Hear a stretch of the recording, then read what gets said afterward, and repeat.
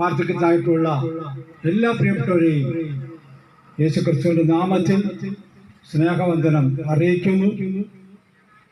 അല്പസമയം മുമ്പ് ദൈവത്തിൻ്റെ ദാസൻ ആമുഖമായി ചില കാര്യങ്ങൾ പറയുവാൻ ഇടയായി തീർന്നല്ലോ.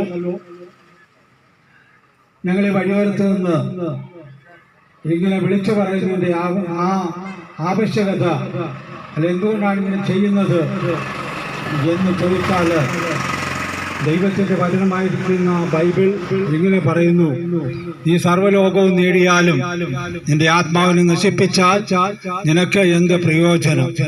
സർവ്വലോകത്തേക്കാൾ വിലയേറിയ ആത്മാവിന്റെ വിലയെക്കുറിച്ച് ജീവിതാനുഭവത്തിലൂടെ രുചിച്ചറിഞ്ഞതുകൊണ്ടാണ് ഈ പ്രദേശത്ത് കടന്നു വന്ന് ഈ സത്യസുവിശേഷം പ്രസംഗിക്കുവാൻ ഞങ്ങളെ പ്രേരിപ്പിക്കുന്നത്. ദൈവകൃപയാല് നാം ലോകത്തിലേക്ക് നോക്കുമ്പോൾ വാർത്താ മാധ്യമങ്ങളിലൂടെ നാം അറിയുന്ന സംഭവങ്ങൾ പലതും നമ്മെ ഞെട്ടിപ്പിക്കുന്നതാണല്ലോ. നൊന്ത് പ്രസവിച്ച് വളർത്തി വലുതാക്കി നല്ല ഉദ്യോഗമൊക്കെ വാങ്ങിച്ച് കൊടുത്ത മാതാവും പിതാവും റോഡരികിലിരുന്ന് ഭിക്ഷയാചിക്കേണ്ട സ്ഥിതിഗതികൾ വരുന്നത് നമുക്ക് വാർത്താ മാധ്യമങ്ങളിലൂടെ കാണുവാൻ കഴിയുന്നു. ആയതുപോലെ തങ്ങളുടെ കുഞ്ഞുങ്ങൾ കാലോ വളരുന്നത് എന്ന് ചിന്തിച്ചുകൊണ്ട് കുഞ്ഞു പ്രായം മുതൽ യൗവന പ്രായം വരെയും അവർക്ക് വേണ്ടതായ ഭക്ഷണ പദാർത്ഥങ്ങളും വിദ്യാഭ്യാസങ്ങളും ഒക്കെ കൊടുത്ത് വളർത്തിയ മാതാപിതാക്കളുടെ ദുഃഖം അനേക യൗവനക്കാരും ഇന്ന് മദ്യത്തിനും അതിനേക്കാൾ ഉപരിയായിട്ട് വളരെ മനുഷ്യന്റെ സുബോധം കെടുത്തിക്കളയുന്ന നിലയിലുള്ള ലഹരി പദാർത്ഥങ്ങളൊക്കെ ഉപയോഗിച്ചുകൊണ്ട് നിത്യനാശത്തിലേക്ക് പോയിക്കൊണ്ടിരിക്കുകയാണ്. എന്ന് നോക്കിയാലും പത്രമാധ്യമങ്ങളിലൂടെ നാം കാണുന്നത് ഇന്ന സ്ഥലത്ത് ഇത്ര കിലോ കഞ്ചാവ് പിടിച്ചു, ഇന്ന സ്ഥലത്ത് MDMA പിടിച്ചു. അതുപോലെ ഓരോ ലഹരി പദാർത്ഥങ്ങളുടെയും പേരുകൾ നാം കേൾക്കുന്നു. അതിന്റെ വിലകൾ കേട്ടാൽ കോടികൾ വിലമതിക്കുന്ന ഈ ലഹരി പദാർത്ഥങ്ങളാണ് പിടിക്കപ്പെട്ടതായിട്ട് കാണുന്നത്. ഇതൊക്കെ എന്തിനാണ് സൂചിപ്പിക്കുന്നത്? മനുഷ്യനെ ദൈവം സൃഷ്ടിച്ചത് മനുഷ്യൻ നന്മ അനുഭവിക്കണം എന്നുള്ള ചിന്തയോടെയാണ്. യഹോവയായ ദൈവം മനുഷ്യനെ സൃഷ്ടിച്ചു. ആ സൃഷ്ടിപ്പിന്റെ ഉദ്ദേശത്തിൽ നിന്ന് മനുഷ്യൻ തെറ്റിപ്പോയി. അതിന് പറയുന്ന പേരാണ് പാപം എന്ന് പറയുന്നത്. ഈ പാപത്തിന്റെ അടിമത്വത്തിലായി പോയ മനുഷ്യനെ പാപത്തിൽ നിന്ന് രക്ഷിക്കുക എന്നുള്ള ദൈവിക പദ്ധതിയെക്കുറിച്ച് ജീവിതത്തിലൂടെ രുചിച്ചറിഞ്ഞതുകൊണ്ടാണ് ഇന്ന് പകൽ ഇവിടെ കടന്നു വന്ന് ഈ സത്യം ഞങ്ങൾ വിളിച്ചറിയിക്കുന്നത്. ദൈവത്തിന്റെ വചനമായ ബൈബിളിൽ ഇങ്ങനെ എഴുതിയിരിക്കുന്നു: ഞാൻ നിങ്ങളെ സ്നേഹിക്കുന്നു എന്ന് മലാക്കി പ്രവാചകനിലൂടെ വിളിച്ചു പറഞ്ഞു. ദൈവത്തിന്റെ സ്നേഹം അത് മനുഷ്യന്റെ സ്നേഹത്തിൽ നിന്ന് വ്യത്യസ്തമാണ്. മനുഷ്യൻ ഒരുവനെ സ്നേഹിക്കുന്നത് അവന് ചെയ്യുന്ന ഉപകാരത്തിന്റെ പശ്ചാത്തലത്തിലോ അതുപോലുള്ള ചില പ്രത്യേക സ്നേഹബന്ധത്തിന്റെ ഭാഗമായിട്ടാണ്. എന്നാൽ വളരെ ആത്മാർത്ഥമായി സ്നേഹിക്കുന്നു എന്ന് പറയുന്നവർ പോലും പലപ്പോഴും ബദ്ധ ശത്രുക്കളായി മാറുന്നത് നാം കാണുന്നുണ്ട്. അതാണ് ലോകം, അതാണ് മനുഷ്യൻ. എന്നാൽ നമ്മെ അന്തർലോകം സ്നേഹിച്ച, നമ്മെ പാപത്തിന്റെ ചേറ്റിക്കുഴിയിൽ നിന്നും വീണ്ടെടുക്കുവാൻ വേണ്ടി നമുക്ക് വേണ്ടി ജീവൻ നൽകിയ ഒരു വ്യക്തിയുണ്ട്. ആ വ്യക്തിക്ക് പറയുന്ന പേരാണ് യേശുക്രിസ്തു. യേശുക്രിസ്തു എന്ന വാക്കിന്റെ അർത്ഥം രക്ഷകനായ അഭിഷിക്തൻ എന്നാണ്. ഈ രക്ഷകനായ അഭിഷിക്തനെ കുറിച്ച് അപ്പോസ്തലനായ പൗലോസ് ഇങ്ങനെ വിളിച്ചു പറഞ്ഞു: ക്രിസ്തുവോ നാം പാപികളായിരിക്കുമ്പോൾ തന്നെ നമുക്ക് വേണ്ടി മരിക്കുകയാൽ ദൈവം തനിക്ക് നമ്മോടുള്ള സ്നേഹത്തെ പ്രദർശിപ്പിക്കുന്നു. നാം പാപികളായിരിക്കുമ്പോൾ തന്നെ നമുക്ക് വേണ്ടി മരിച്ചുകൊണ്ട് സ്നേഹം കാണിച്ച ദൈവത്തെക്കുറിച്ചാണ് ആ ഭാഗത്ത് പൗലോസ് വിളിച്ചറിയിക്കുന്നത്.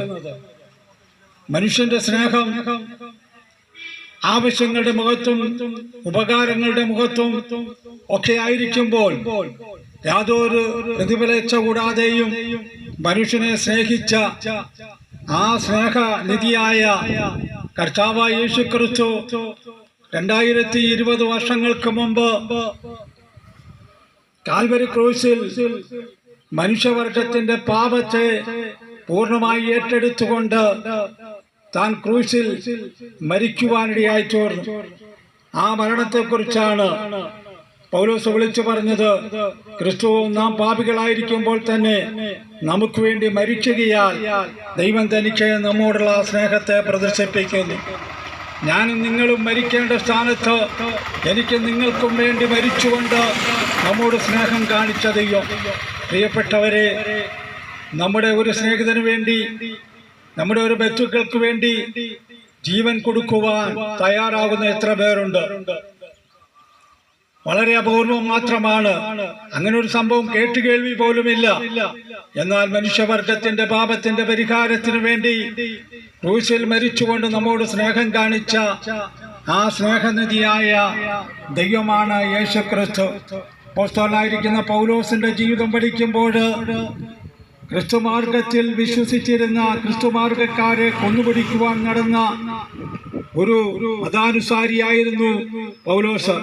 യഹൂദ മതത്തിന്റെ പ്രമാണം പഠിച്ച, ഗമാലിയന്റെ പാദപീഠത്തിലിരുന്ന് യഹൂദ ന്യായ പ്രമാണം പഠിച്ച ആ വ്യക്തി ക്രിസ്ത്യാനികളെ കൊന്നുപിടിക്കുവാനായി നടക്കുമ്പോൾ ദമസ്കസ് എന്ന സ്ഥലത്ത് വെച്ച് യേശുക്രിസ്തുവിനാൽ പിടിക്കപ്പെട്ടു. യേശുക്രിസ്തു വിളിച്ചു ചോദിച്ചു, ശൗലേ ശൗലേ, നീ എന്നെ ഉപദ്രവിക്കുന്നത് എന്ത് എന്ന് ചോദിച്ചപ്പോൾ, നീ ആരാകുന്നു കർത്താവേ എന്ന് ചോദിച്ചു. നീ ഉപദ്രവിക്കുന്ന നസറേയനായ യേശുക്രിസ്തു ആകുന്നു ഞാനെന്ന് യേശുക്രിസ്തു പൗലോസിനോട് മറുപടി പറയുവാനിടയായി തീർന്നു. പ്രിയപ്പെട്ടവരെ, പൗലോസിനെ ദമസ്കോസിന്റെ പടിവാതിൽക്കൽ വെച്ച് സന്ദർശിച്ച ആ കർത്താവ് കേവലം മറ്റ് ഉലകമഹാന്മാരെ പോലെ മരിച്ച് മണ്ണടിഞ്ഞ് കല്ലറയിൽ അടക്കപ്പെടുക മാത്രമായിരുന്നില്ല. മറ്റ് ഉലകമഹാന്മാരിൽ നിന്ന് വ്യത്യസ്തനായി യേശുക്രിസ്തു 3-ാം നാൾ ഉയർത്തെഴുന്നേറ്റു. യേശുക്രിസ്തുവിന്റെ കല്ലറക്കലേക്ക് കടന്നു ചെന്ന ചില സ്ത്രീകളെ നോക്കി ദൂതൻ ഇങ്ങനെ വിളിച്ചു പറഞ്ഞു, നിങ്ങൾ ആരെ അന്വേഷിക്കുന്നു? നിങ്ങൾ നസറേയനായ യേശുവിനെ അന്വേഷിക്കുന്നുവോ?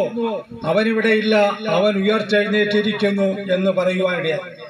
യേശുക്രിസ്തു മരണത്തിന്റെ അധികാരിയായ പിശാചിന്റെ തലയെ തകർത്തുകൊണ്ട് ജയിച്ചു ജയാളിയായി തീർന്നു. ലോകത്തിന്റെ പാപത്തെ വഹിച്ചുകൊണ്ടാണ് യേശുക്രിസ്തു ക്രൂശിക്കപ്പെട്ടത്. ആ ക്രൂശിലൊഴുക്കിയ ഓരോ തുള്ളി രക്തവും മനുഷ്യവർഗത്തിന്റെ പാപത്തിന്റെ പരിഹാരത്തിന് വേണ്ടിയാണ്.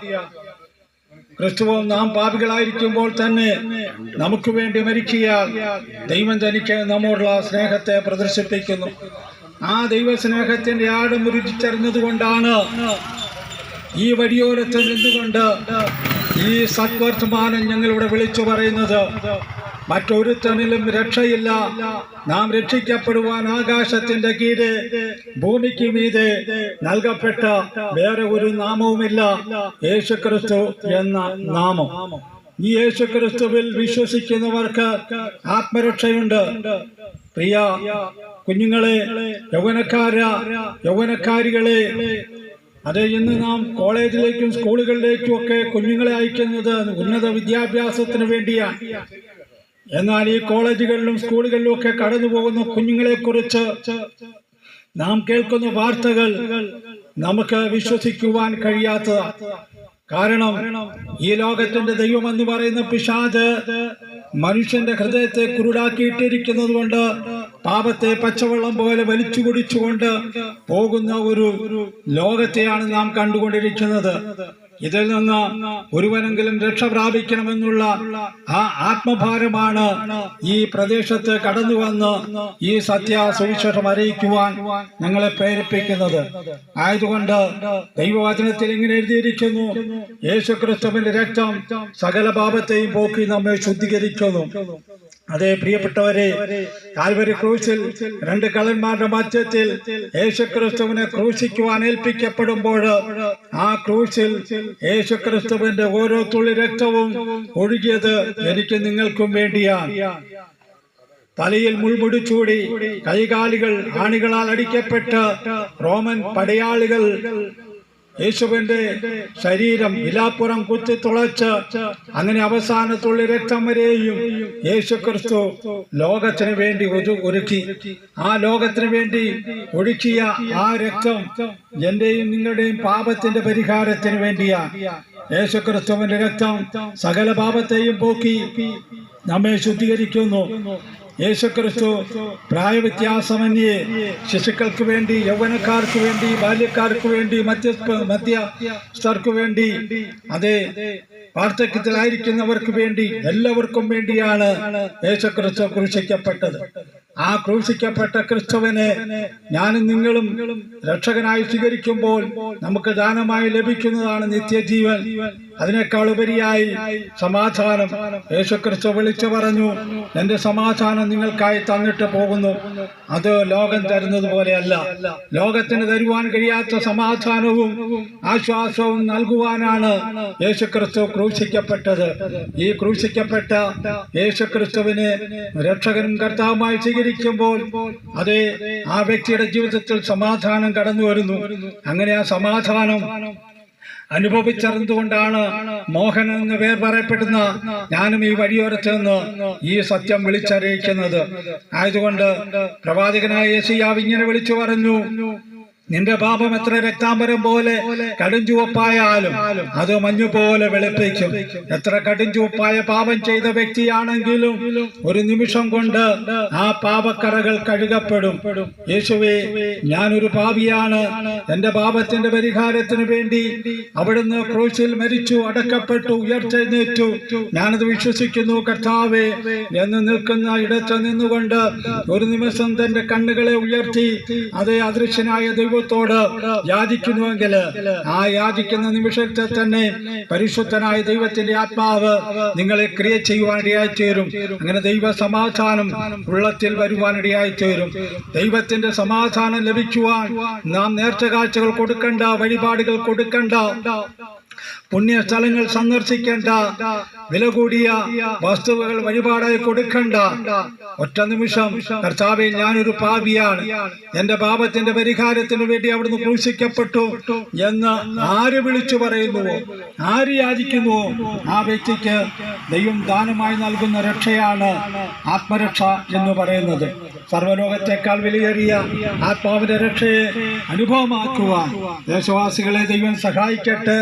ഈ ആത്മരക്ഷയുടെ സന്തോഷം അനുഭവിക്കുവാൻ സർവകൃപാലുവായ ദൈവം ദേശവാസികളെ സഹായിക്കട്ടെ എന്ന് പ്രാർത്ഥിച്ചുകൊണ്ട് ഇത്രയും സമയം അനുഭവിച്ചെന്ന് കർത്താവിന്റെ ദാസന് നന്ദി അറിയിക്കുന്നു. ദേശവാസികളെ ദൈവം ധാരാളമായി അനുഗ്രഹിക്കട്ടെ എന്ന് പ്രാർത്ഥിച്ചുകൊണ്ട് അതേ മൈക്ക് കൈമാറുന്നു. ദൈവം നമ്മെ അനുഗ്രഹിക്കട്ടെ.